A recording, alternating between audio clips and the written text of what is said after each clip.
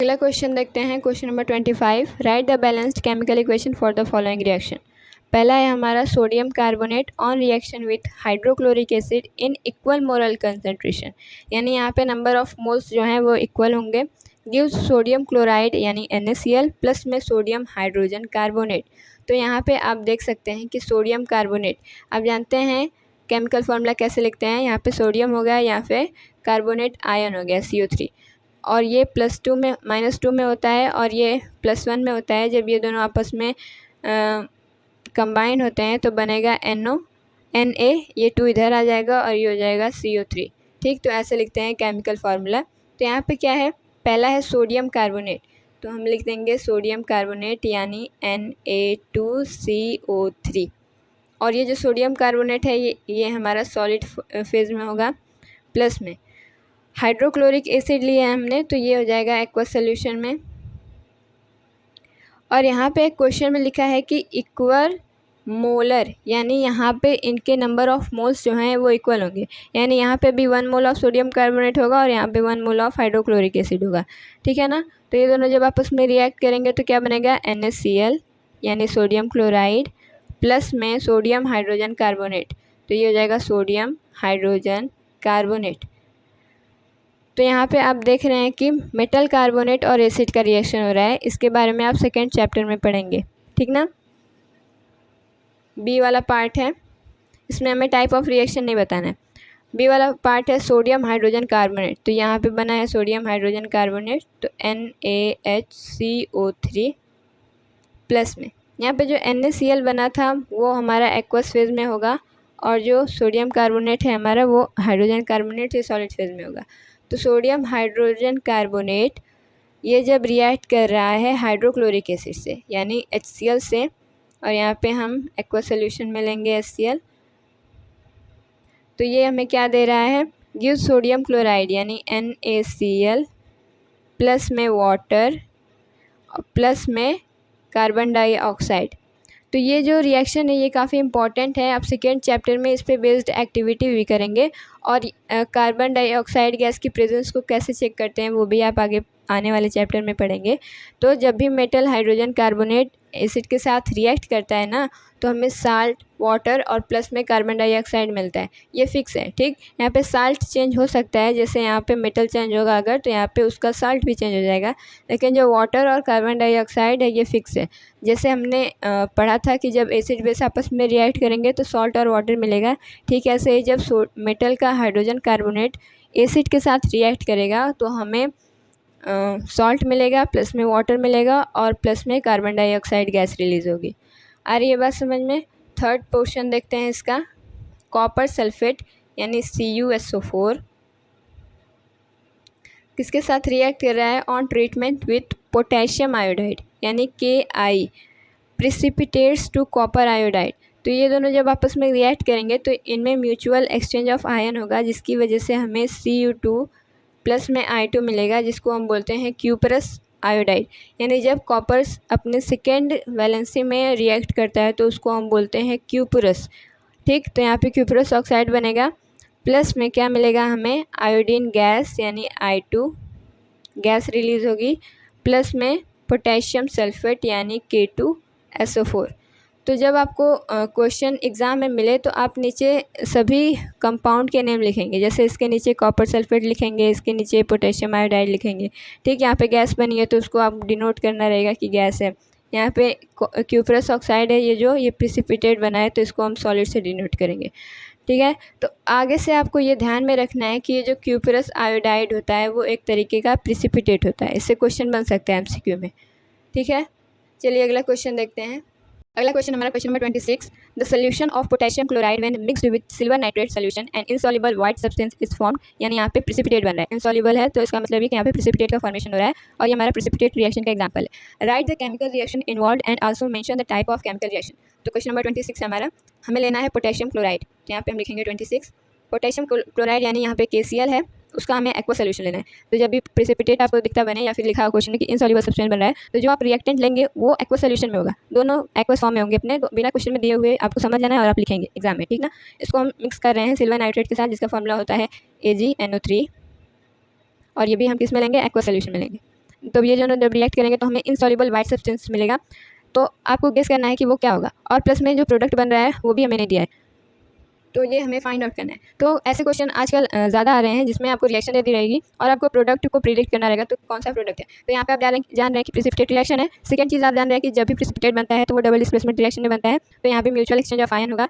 यहाँ पे ये अपने एक्वा सोल्यूशन में डिसोशिएट हो जाता है अपने प्लस रेडिकल में और माइनस रेडिकल में। ठीक है, यहाँ पे भी ये प्लस रेडिकल और माइनस रेडिकल में डिसोशिएट हो जाएगा और इसका प्लस वाला इसके माइनस वाले के साथ जाके बनाता है KNO3 और इसका प्लस वाला Cl के साथ आएगा तो बनेगा हमारा AgCl।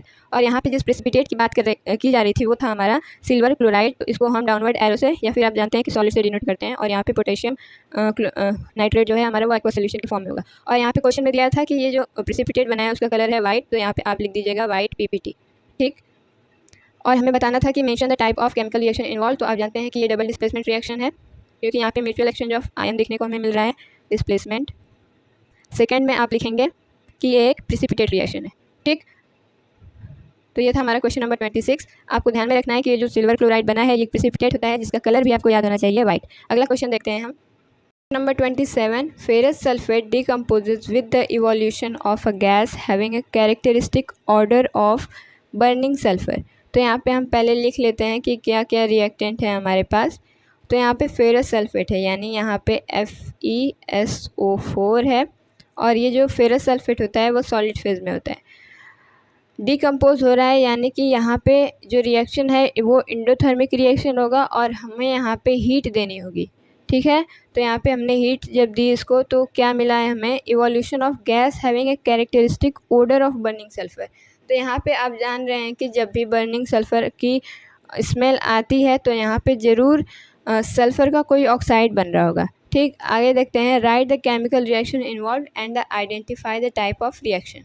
तो आप लोगों ने एक्टिविटी 1.5 में देखा होगा कि जब भी हम जो फेरस सल्फेट होता है उसको हीट कराते हैं तो यहाँ पे जो ये एग्ज़ाम्पल होगा वो थर्मल डिकम्पोजिशन रिएक्शन का एग्ज़ाम्पल होता है। इसको आप लोगों ने एक्टिविटी 1.5 में एक फिगर देखा होगा कि एक गर्ल जिसके हाथ में टेस्ट ट्यूब होता है वो बर्नर के ऊपर इस रिएक्शन को परफॉर्म कर रही होती है जिसमें वो फेरस सल्फेट को हीट कर रही है। ठीक, तो वहाँ पे एक्टिविटी के नीचे ही इसके प्रोडक्ट लिखे हुए हैं, या फिर आप यहाँ से समझ सकते हैं कि यहाँ से जो प्रोडक्ट बनेगा हमारा वो हो जाएगा फेरिक ऑक्साइड यानी Fe2O3 और यहाँ पे ये सॉलिड फॉर्म में होती है। और प्लस में यहाँ पे दो सल्फ़र की गैसेज रिलीज़ होती हैं, SO2 गैस और SO3 गैस। और यहाँ पे जो सल्फ़र की ये गैसेज हैं जैसे सल्फ़र ट्राईऑक्साइड है ये टॉक्सिक होती है। ठीक, तो ज़्यादा देरी तक स्मेल करना हमारे लिए हार्मफुल हो सकता है। तो यहाँ पे जो characteristic odour of burning sulphur है वो हमें इन दोनों गैसेस की वजह से मिल रही हैं। तो यहाँ पे आप देख सकते हैं कि ये जो टाइप ऑफ रिएक्शन है वो हमारा थर्मल डिकम्पोजिशन रिएक्शन है। ठीक, तो आगे से आप ध्यान रखेंगे। और एक चीज़, ये जो फेरस सल्फेट होता है ये कलरलेस होता है और जब हम इसको हीट करते हैं टेस्ट ट्यूब में तो इसका कलर चेंज हो जाता है जो कि हो जाता है रेडिश ब्राउन कलर। तो जब भी टेस्ट ट्यूब में रेडिश ब्राउन कलर हमें देखने को मिलता है तब हम ये समझ सकते हैं कि जो रिएक्शन है वो कंप्लीट हो गई है, यानी यहाँ पे फेरस सल्फेट का डिकम्पोजिशन रिएक्शन हो गया है। ठीक है, ये तो क्वेश्चन नंबर 27। आगे बढ़ते हैं। चलिए अगला क्वेश्चन है क्वेश्चन नंबर 28। यहाँ पे लिखा हुआ है why do fireflies glow at night. यहाँ पे फायरफ्लाइज किसको बोलते हैं, जुगनू। आप लोगों ने रात में देखा होगा कि वो चमकते हैं, तो वही क्वेश्चन पूछा गया है कि रात में जुगनू क्यों चमकते हैं। तो आप जानते हैं कि जो जुगनू होते हैं उनके अंदर एक स्पेशल तरह का सब्सटेंस होता है जिसको आप कह सकते हैं कि प्रोटीन होता है, जिसका नाम क्या होता है, ल्यूसीफेरिन। तो इसी प्रोटीन की वजह से वो एटमॉस्फेरिक ऑक्सीजन के प्रेजेंस में आके ऑक्सीडेशन शुरू करते हैं। इन द प्रेजेंस ऑफ एक एंजाइम होता है जिसको हम बोलते हैं ल्यूसीफेरेज, जिसकी वजह से ऑक्सीडेशन होगा और इसी ऑक्सीडेशन की वजह से इमिशन ऑफ लाइट होती है और यही वजह होती है कि फायरफ्लाइज रात में ग्लो करती हैं। तो आप लोगों के दिमाग में ये सवाल आ रहा होगा कि क्या ये रात को ही ग्लो करते हैं, इनको रात को ही ऑक्सीजन मिलती है। तो ऐसा नहीं है, ये दिन में भी ग्लो करते हैं लेकिन हमें सूरज की लाइट की वजह से दिखता नहीं। तो इसको हम कैसे लिखेंगे, इसको हम लिखेंगे fireflies have special kind of protein जिसको हम बोलते हैं ल्यूसीफेरिन विच undergoes oxidation in the presence of atmospheric oxygen in the presence of an enzyme जिसको हम बोलते हैं ल्यूसीफेरेज एंजाइम।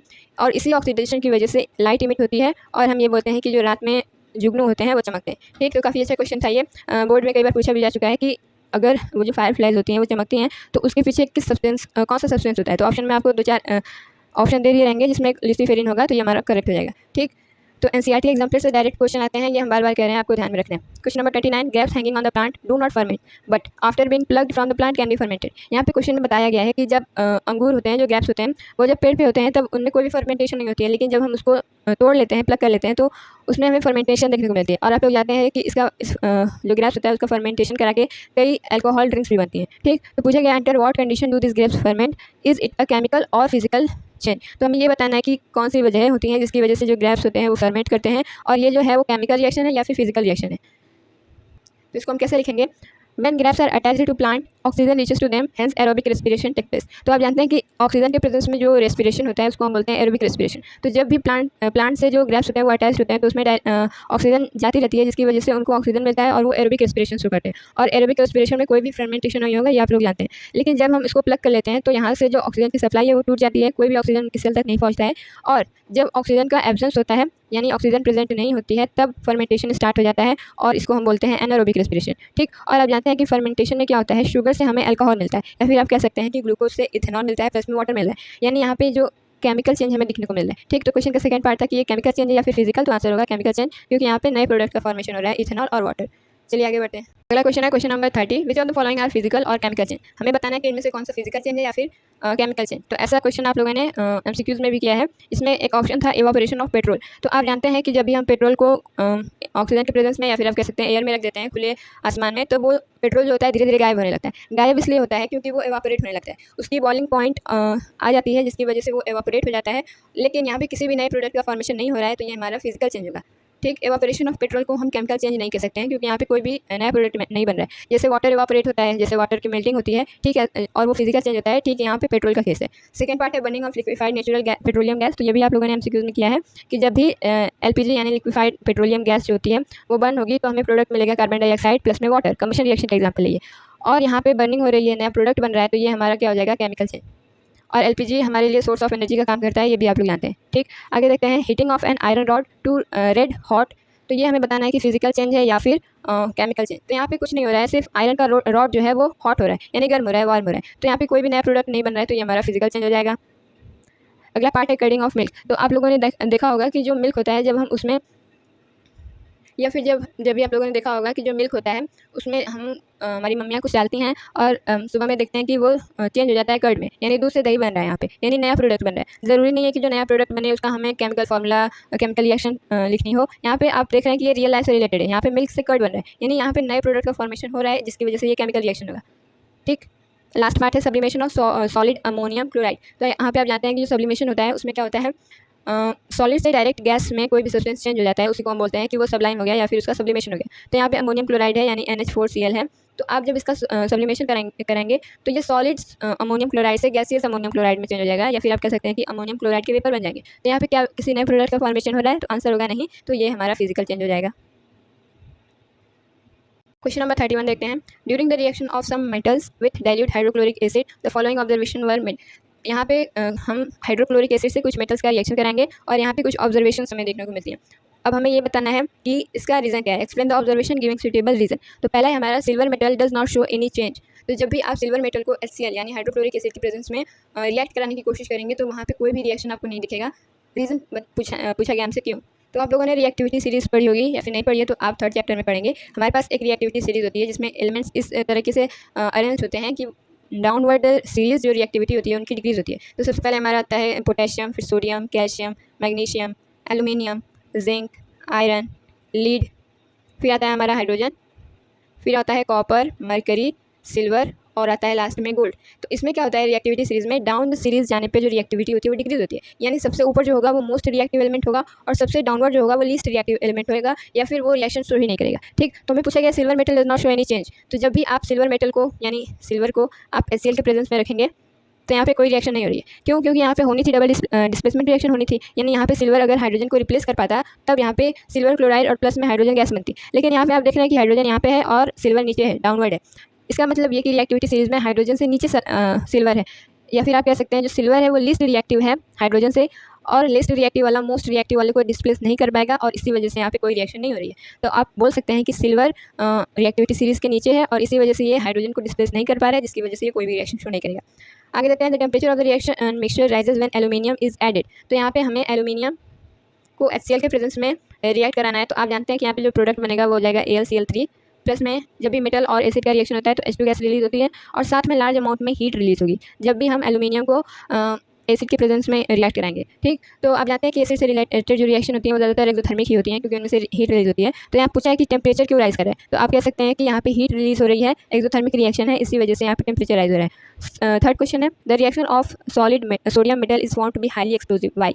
आपको बताना है कि जो सोडियम मेटल होता है उसका रिएक्शन हम अगर एसिड के साथ कराना चाहें तो जो रिएक्शन होगा बहुत ही उसमें high amount of heat release होगी। पूछा गया है क्यों, तो आप लोगों ने रिएक्टिविटी सीरीज देखी, यहाँ पे सेकंड प्लेस पे जो है वो है हमारा सोडियम, यानी कि मोस्ट रिएक्टिव एलिमेंट्स में से एक है। ये जो तीनों एलिमेंट आपको दिख रहे हैं ये मोस्ट रिएक्टिव एलिमेंट है। जब इसको आप एसिड से या फिर स्ट्रॉन्ग बेस से रिएक्ट कराएंगे तो large amount of heat release होगी। ठीक, तो आप बोल सकते हैं कि sodium is very reactive metal, it react explosively या फिर extremely rapidly with hydrochloric acid to form, यहाँ पे जो प्रोडक्ट बनेगा वो हो जाएगा सोडियम क्लोराइड प्लस में water with evolution of hydrogen gas, जिसकी वजह से जो हाइड्रोजन गैस होता है ये रिलीज होता है जिसकी वजह से ये फायर कैच कर लेता है, इसी वजह से ये हाईली एक्सप्लोजिव है या फिर हाईली एक्सोथर्मिक रिएक्शन है। ठीक, तो जब भी हम पोटेशियम को या फिर सोडियम को हमें स्टोर करना होता है तो हम पेट्रोल में स्टोर करते हैं या फिर उसको ऑक्सीजन के प्रेजेंस से बचाते हैं कि वो ऑक्सीजन के प्रेजेंस में ना आए, नहीं तो वहाँ पे वो उसके साथ रिएक्शन कर जाएगा और हीट भी यहाँ पे रिलीज होगी, साथ में ये फायर भी कैच कर सकता है। ठीक, फोर्थ पार्ट है some bubbles of gases are seen when lead is reacted with the acid. तो यहाँ पे आप देख रहे हैं कि ये जो लीड है PB से डिनोट करते हैं हम इसको, जब यहाँ पे लीड है ये HCl के साथ रिएक्ट करेगा तो हमें मिलेगा लीड का क्लोराइड PbCl2 प्लस में H2 गैस रिलीज होगी। तो यहाँ पे पूछा है कि सम बबल्स हमें क्यों दिखते हैं, यानी जब लीड एसिड के साथ रिएक्ट कर रहा है तो हमें कुछ बबल्स से क्यों दिखते हैं गैसेस के, जैसे आप जिंक से या फिर आयरन से कराएंगे तो आपको बहुत सारे बबल्स दिखने को मिलेंगे, लेकिन लीड की केस में ऐसा नहीं है। ऐसा इसलिए क्योंकि ये जस्ट अबव प्रेजेंट होता है हाइड्रोजन के और ये उतना ज़्यादा रिएक्टिव नहीं होता है इसके हाइड्रोजन के लिए, इसी वजह से ये कम्प्लीटली रिएक्शन नहीं हो पाती है, जिसकी वजह से हमें कुछ बबल्स ही देखने को मिलते हैं हाइड्रोजन के और पूरी तरीके से हाइड्रोजन गैस रिलीज नहीं होती है। ठीक, चलिए आगे बढ़ते हैं। Question number 32 a substance x which is an oxide of group 2 element. आप अगर पीरियोडिक टेबल पढ़ेंगे तो उसमें आप पढ़ेंगे कि ग्रुप 1 ग्रुप 2 ऐसे होता है और उसमें पीरियड 1 पीरियड 2 7 पीरियड्स होती हैं। ठीक, तो अभी के लिए आप जानिए कि यहाँ पे जिस एलिमेंट की बात की जा रही है वो हमारा ग्रुप 2 से बिलोंग करता है। Is use to intensively in the current cement industries, का यूज़ हम सीमेंट इंडस्ट्रीज में करते हैं। This element is present in bones also. तो आपके दिमाग में फ़ौरन आया होगा बोन्स का नाम सुनते ही कि जो जिस भी एलिमेंट की यहाँ पे बात की जा रही है वो ज़रूर कैल्शियम होगा। ठीक, तो जब भी हम कैल्शियम बोन से रिलेटेड कोई बात करते हैं तो वहाँ पे हम कैल्शियम होता है, हम जानते हैं। On treatment with water it form solution which turn red litmus blue. ये रेड लिटमस को ब्लू में चेंज कर रहा है, यानी कि ये जो हाइड्रोक्साइड इसका बनेगा या फिर ऑक्साइड इसका बनेगा वो क्या होगा, बेसिक होगा। तो बेसिक सोल्यूशन जो होते हैं वो रेड लिटमस को ब्लू में चेंज कर देते हैं। ठीक, तो identify x and also right the chemical reaction involve. तो यहाँ से जब आपने ये बोन्स का नाम सुना तो आप ये कंफर्म हो गए कि यहाँ पे जिस भी एलिमेंट की बात की जा रही है वो कैल्शियम है और कैल्शियम जो होता है हमारा ग्रुप 2 एलिमेंट से बिलोंग करता है। तो यहाँ पे लिखा है कि जब हम एक्स को यहाँ पे तो उसके बारे में बात की जा रही थी, तो जब हम एक्स को ट्रीट कराएंगे वाटर के साथ तो आप जान गए कि यहाँ पे जिसकी बात की जा रही है वो हमारा कैल्शियम। यहाँ पे कैल्शियम का ऑक्साइड लेना है, यानी यहाँ पे है हमारा कैल्शियम ऑक्साइड। जब हम इसको वाटर से रिएक्ट कराएंगे तो हमें क्या मिलता है, कैल्शियम ऑक्साइड और वाटर जब आपस में रिएक्ट करेंगे तो हमें मिलेगा कैल्शियम हाइड्रोक्साइड, जिसको हम बोलते हैं स्लाइड लाइम। तो ये हो जाएगा CaOH का ट्वाइस। तो यहाँ पे लिखा है on treatment with water it form solution which turn red litmus blue. तो यहाँ पे जो कैल्शियम हाइड्रोक्साइड होता है ये एक तरीके का बेस होता है। क्यों, क्योंकि ये अपने एक्वा सोल्यूशन में OH माइनस आयन को रिलीज करेगा, इसी वजह से ये एक बेस है। तो हमें आइडेंटिफाई करना था एक्स को और ये जो केमिकल रिएक्शन हो रही है उसको हमें बताना था या फिर रिप्रेजेंट करना था। तो ये हमारा क्वेश्चन हो गया। तो आप इसको लिख सकते हैं कि जो कैल्शियम हाइड्रोक्साइड है जब आप इसमें रेड लिटमस डालते हैं, रेड लिटमस, तो ये उसको ब्लू में चेंज कर देता है। ठीक, क्योंकि ये एक तरीके का बेस होता है। अगला क्वेश्चन है question number 33 right the balance chemical equation for each of the following reaction and also classify them. ऐसे क्वेश्चन बहुत ज़्यादा आ रहे हैं एनसीईआरटी एग्जाम्पलर में और ऐसे क्वेश्चन अक्सर कर बोर्ड में भी आते रहते हैं। ठीक, तो ये ऐसे क्वेश्चन पे ज़्यादा ध्यान देंगे जिसमें आपको स्टेटमेंट दिया रहेगा और उसके पे बेस्ड आपको केमिकल इक्वेशन लिखनी होगी। तो पहला है lead acetate solution is treated with dilute hydrochloric acid. तो सबसे पहले हम लिखते हैं लीड एसीटेट। तो आप जानते हैं लीड को हम डिनोट करते हैं PB से और एसीटेट आप लोगों ने पीछे पढ़ा होगा जिसको हम बोलते हैं CH3COO और यहाँ पे लीड की वैलेंसी 2 होती है, तो यहाँ पे ये ट्वाइस में आ जाएगा। ठीक, इसका जब हम एक्वा सोल्यूशन ले रहे हैं और ट्रीट कर रहे हैं हम डाइल्यूट हाइड्रोक्लोरिक एसिड से, यानी HCl यहाँ पे डाइल्यूट होगा हमारा, तो ये हमें क्या दे रहा है, लीड क्लोराइड यानी PbCl2 मिलेगा हमें, प्लस में क्या मिल रहा है, एसिटिक एसिड यानी CH3COOH। और यहाँ पे जो लीड क्लोराइड होता है आप लोग जानते हैं कि ये येलो कलर का एक तरीके का प्रेसिपिटेट होता है। ठीक, तो ये हो गया येलो कलर का प्रेसिपिटेट। अभी बताना था कि कौन से तरीके की ये रिएक्शन है। तो पहला तो ये डबल डिस्प्लेसमेंट रिएक्शन है और दूसरा ये प्रेसिपिटेट रिएक्शन है। चलिए अगला क्वेश्चन देखते हैं। A piece of sodium metal is added to absolute ethanol to form sodium ethoxide and hydrogen gas. ये जो रिएक्शन आपको दिख रही है ये आप 4th चैप्टर में पढ़ेंगे। ठीक, तो यहाँ पे अगर आपको केमिकल फार्मूला लिखने में दिक्कत हो तो घबराइएगा मत, क्योंकि लास्ट तक जाते जाते आपको ये सभी एलिमेंट, ये सभी कंपाउंड पता चल जाएंगे और आपको केमिकल फार्मूला लिखने में कोई भी परेशानी नहीं होगी। तो हमें क्या लेना है, सोडियम, यानी हमें लेना है सोडियम मेटल जो कि अपने सॉलिड स्टेट में होगा, प्लस में क्या लेना है हमें एब्सोल्यूट इथेनॉल लेना है तो ये हो जाएगा C2H5OH, 2 कार्बन का अल्कोहल यानी इथेनॉल। ये हमें लिक्विड फेज में लेंगे। जब हम इसको रिएक्ट करा रहे हैं तो क्या मिल रहा है, सोडियम इथॉक्साइड। सोडियम इथॉक्साइड का फॉर्मूला क्या हो जाएगा, C2H5O। यहाँ से हाइड्रोजन रिमूव होगा और इसकी जगह आ जाएगा Na। ठीक, तो ये माइनस वाला था, ये प्लस वाला था। प्लस में यहाँ पे हाइड्रोजन गैस रिलीज हो रही है H2, तो ये आप कह सकते हैं कि ये डिस्प्लेसमेंट रिएक्शन है। ठीक, आप लोगों ने पढ़ा है कि जब भी यहाँ पे एक मेटल होगा और यहाँ पे कंपाउंड होगा तो यहाँ से मोर रिएक्टिव वाला लेस रिएक्टिव को, यहाँ पे आप देख रहे हैं सोडियम ज़्यादा रिएक्टिव हाइड्रोजन से, जिसकी वजह से इसने इसको डिस्प्लेस कर दिया और ये हमारा डिस्प्लेसमेंट रिएक्शन है। थर्ड है आयरन का थर्ड ऑक्साइड यानी Fe2O3 on heating with carbon monoxide यानी CO की बात की जा रही है यहाँ पे, और कार्बन मोनोऑक्साइड जो है ये गैस है और यहाँ पे ये जो ऑक्साइड होता है वो सॉलिड होता है। पिछले क्वेश्चन में कई बार इसको कर चुके हैं। React to form solid iron, तो ये जब रिएक्ट करेगा तो हमें आयरन मिलेगा और ये सॉलिड होगा। प्लस में कार्बन डाइऑक्साइड गैस रिलीज होगी, तो गैस जब रिलीज होती है तो हम इसको ऐसे ऊपर की तरफ एरो से डिनोट करते हैं। तो अब ये बताना है कि हमें कौन सा रिएक्शन है। तो यहाँ पे आप ये कह सकते हैं कि यहाँ पे आयरन जो है उसका रिडक्शन हो रहा है और कार्बन मोनोऑक्साइड का ऑक्सीडेशन हो रहा है, यानी कि ये रिडॉक्स रिएक्शन है। ठीक, आगे बढ़ते हैं। हाइड्रोजन सल्फाइड गैस यानी H2S, हाइड्रोजन सल्फाइड जो है ये गैस ली हमने और इसको एक और गैस यानी ऑक्सीजन गैस के प्रेजेंस में रिएक्ट करा है, तो क्या बना हमारा सॉलिड सल्फर, यानी ये सल्फर जो है वो सॉलिड फॉर्म में बनेगा। प्लस में यहाँ पे लिक्विड वाटर यानी वाटर रिलीज हो रहा है, तो ये भी हमारा रिडॉक्स रिएक्शन है। कैसे कि यहाँ पे जो हाइड्रोजन है इससे हाइड्रोजन डाइसल्फाइड है, इससे हमें ऑक्सीजन जुड़ता हुआ दिख रहा है, यानी कि इसका ऑक्सीडेशन हो रहा है और यहाँ पे जो ऑक्सीजन है वो यहाँ पे कम हो गया है, यानी इसका रिडक्शन हो रहा है। तो ये भी एग्जांपल हो जाएगा रिडॉक्स रिएक्शन के। तो हम ये लिख सकते हैं कि ये दोनों रिडॉक्स रिएक्शन। चलिए अब अगला क्वेश्चन देखते हैं। Question number 34, why do we store silver chloride यानी AgCl in dark coloured bottles. हमें पूछा गया है कि जो सिल्वर क्लोराइड होता है उसको हम अगर स्टोर करना होता है तो डार्क कलर्ड बॉटल्स क्यों लेते हैं। तो आप लोगों ने पढ़ा होगा एक्टिविटी में कि जब भी सिल्वर क्लोराइड सनलाइट के प्रेजेंस में आता है तो वो डिकम्पोज हो जाता है सिल्वर और क्लोरीन गैस में। तो इसी डिकम्पोजिशन को प्रिवेंट करने के लिए हम इसको डार्क कलर्ड बॉटल में स्टोर करते हैं ताकि वहाँ तक सनलाइट नहीं पहुँच सके। तो इसको हम कैसे लिखेंगे, dark colored bottles interrupt the path of light such that light cannot reach the silver chloride and its decomposition is prevented। तो इसका डिकम्पोजिशन प्रिवेंट हो सके और सिल्वर क्लोराइड हम स्टोर कर सकें अच्छी तरीके से, इसी वजह से हम इसको डार्क कलर्ड बॉटल में स्टोर करते हैं। अगर इससे सनलाइट पहुंच जाती है, जैसे अगर हम लाइट कलर्ड बॉटल लेंगे वो सनलाइट को अट्रैक्ट करेगा और अगर इसको लाइट मिल गया तो ये डिकम्पोज हो जाएगा सिल्वर और क्लोरीन में। ठीक, question number 35, balance the following chemical equation and identify the type of reaction. पहला है मैग्नीशियम, जब क्लोरीन गैस के साथ रिएक्ट कर रहा है तो हमें दे रहा है मैग्नीशियम क्लोराइड। हमें क्या करना है, इसको बैलेंस करना है। दूसरी चीज़ हमें टाइप ऑफ रिएक्शन बताना है। तो यहाँ पे आप देख रहे हैं कि कॉम्बिनेशन रिएक्शन है तो हम लिख दे रहे हैं कॉम्बिनेशन रिएक्शन। अब हम इसको बैलेंस करेंगे तो यहाँ पे आप देख रहे हैं 2 क्लोरीन है, यहाँ पे भी 2 क्लोरीन है और यहाँ पे एक मैग्नीशियम, यहाँ पे भी मैग्नीशियम है, तो ये ऑलरेडी बैलेंस्ड है, इसमें और कोई छेड़छाड़ नहीं करनी है। सेकंड है मर्करी ऑक्साइड, ये जो सॉलिड फेज में है इसको जब आप हीट करेंगे तो ये डिकम्पोज हो जा रहा है, यानी ये एग्जाम्पल है थर्मल डिकम्पोजिशन रिएक्शन का। ये हो जाएगा thermal decomposition reaction.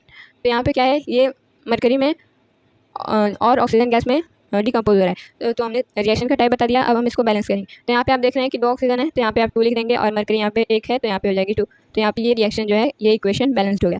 Third part देखते हैं, सोडियम प्लस में सल्फर, ये दोनों आपस में फ्यूजन से बनाएंगे सोडियम सल्फेट। तो यहाँ पे आप देख रहे हैं जो प्रोडक्ट बना है हमारा वो 2 रिएक्टेंट के कॉम्बिनेशन से बना है, तो ये हमारा एग्जाम्पल हो जाएगा कॉम्बिनेशन रिएक्शन का।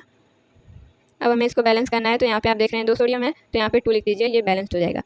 फोर्थ पार्ट है TiCl4, टिलूरियम क्लोराइड प्लस में मैग्नीशियम, ये सॉलिड फेज में है। जब आप इसको रिएक्ट करेंगे तो टिलूरियम सॉलिड फेज में मिलेगा और मैग्नीशियम क्लोराइड आपको सॉलिड फेज में मिलेगा। तो यहाँ पे आप देख रहे हैं कि ये इसको डिस्प्लेस कर रहे हैं टिलूरियम को, तो यहाँ पे ये हो जाएगा हमारा डिस्प्लेसमेंट रिएक्शन। अब हम इसको बैलेंस कर देते हैं, यहाँ पे 1 है, यहाँ पे भी 1 है, यहाँ पे जो क्लोरीन है वो 4 है और यहाँ पे 2 है तो यहाँ पे हम 2 लिखेंगे, तो यहाँ पे मैग्नीशियम को 2 लिखना पड़ेगा और यहाँ पे जब हमने इसको 2 किया तो यहाँ पे 4 क्लोरीन हो गया और यहाँ पे 2 मैग्नीशियम हो गया, तो ये बैलेंस हो गया। अब अगला क्वेश्चन देखते हैं, कैल्शियम ऑक्साइड है, इसका जब हम सिलिकॉन ऑक्साइड के प्रेजेंस में इसका रिएक्शन करा रहे हैं तो मिल रहा है हमें कैल्शियम सिलिकेट। तो यहाँ पे क्या करेंगे हम, यहाँ पे कैल्शियम है 1 है और यहाँ पे 3 ऑक्सीजन है और इसमें भी 3 ऑक्सीजन है, यानी कि ये जो रिएक्शन है ये ऑलरेडी बैलेंस है और ये एग्जांपल है कॉम्बिनेशन रिएक्शन का।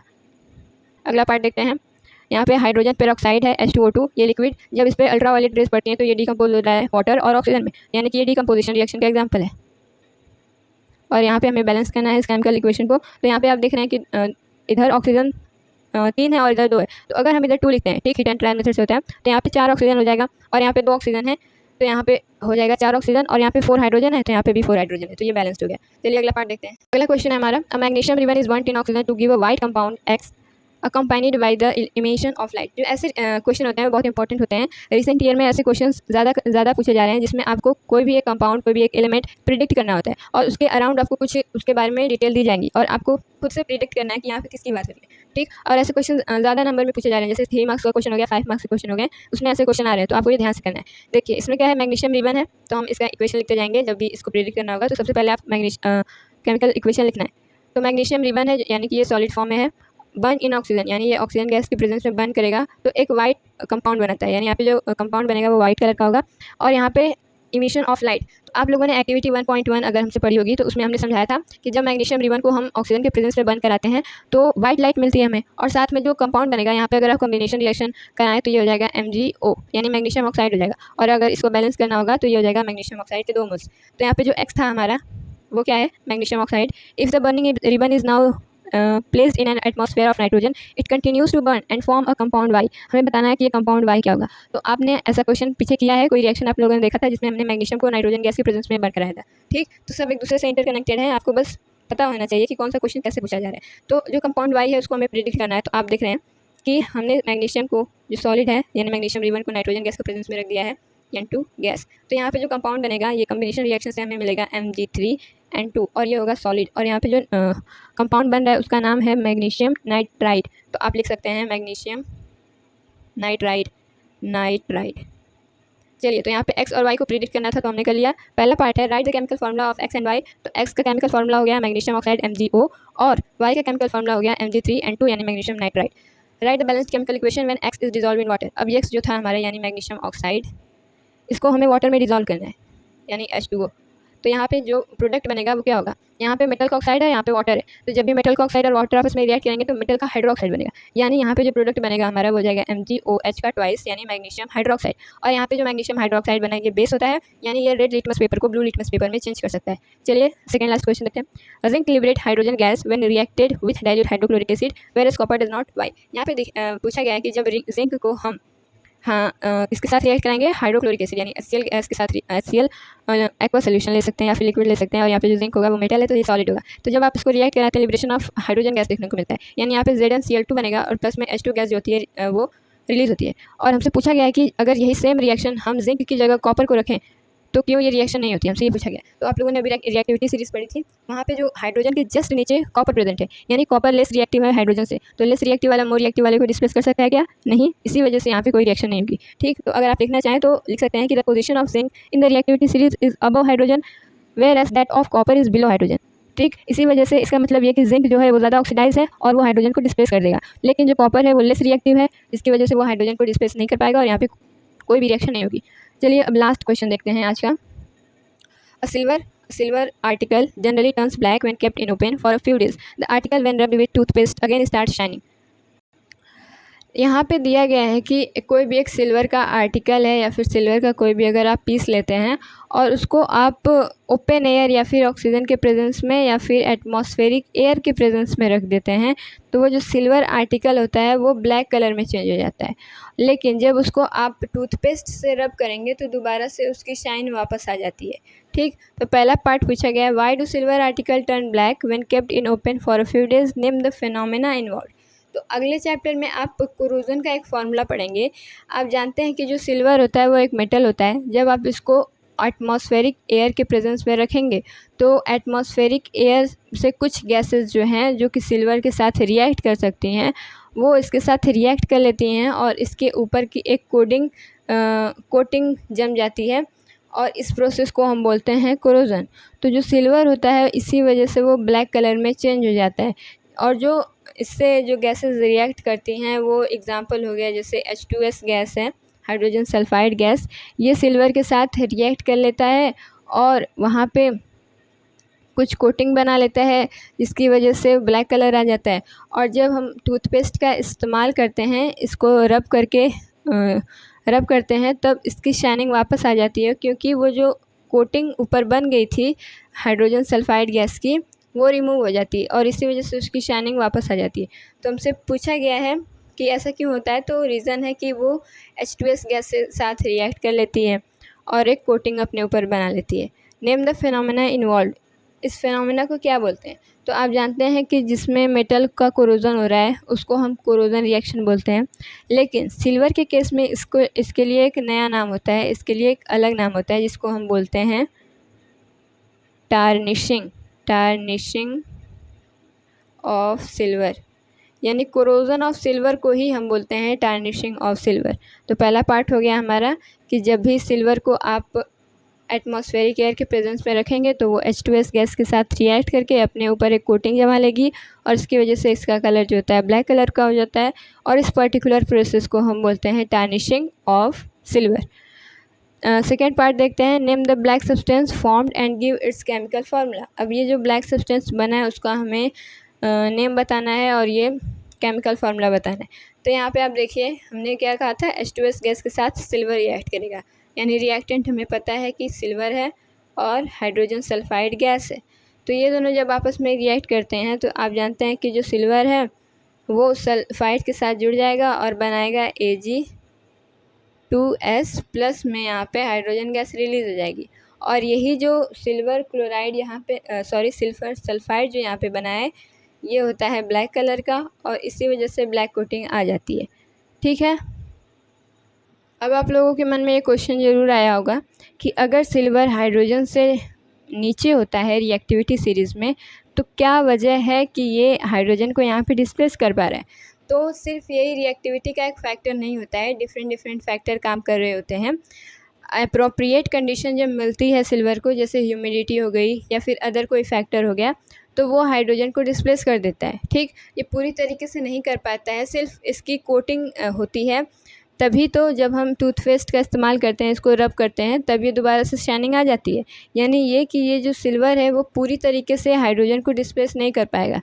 ठीक, अगर कोई एक पीस ऑफ आयरन है या फिर पीस ऑफ सल्फर ही ले लेते हैं, सिल्वर ही ले लेते हैं, तो उसमें मिलियंस ऑफ आइटम्स प्रेजेंट होंगे सिल्वर के, मिलियंस ऑफ मॉलिक्यूल प्रेजेंट होंगे। तो ज़रूरी नहीं है कि सिल्वर सभी को कर पाए, कुछ हो पाता है जिसकी वजह से कोटिंग आ जाती है, ब्लैक कलर आ जाता है, लेकिन पूरी तरीके से ये सिल्वर को ख़राब नहीं कर पाता है। ठीक, तो अगर आपसे पूछा जाए कि क्यों सिल्वर अगर रिएक्टिविटी सीरीज़ में हाइड्रोजन से नीचे है तब क्यों इसको डिस्प्लेस कर रहा है, तो आप बता दीजिएगा कि डिफरेंट फैक्टर्स इसके लिए इन्वॉल्व होते हैं। आ रही है बात समझ में। तो ये था हमारा लास्ट क्वेश्चन, क्वेश्चन नंबर 38। इसमें हमने सभी क्वेश्चन को डिटेल में एक्सप्लेन करने की कोशिश की, कैसे क्वेश्चंस बनते हैं वो हमने बताने की कोशिश की आपको। और एक बार हम फिर बोलेंगे कि जो NCERT एग्जाम्पलर है मस्ट है आपके लिए करना, इसी से डायरेक्ट क्वेश्चन बन के आते हैं और इसी के टाइप ऑफ क्वेश्चन बन के आते हैं। ठीक, तो आई होप आपको ये वीडियो आज का समझ में आया होगा। Thank you, thanks for watching.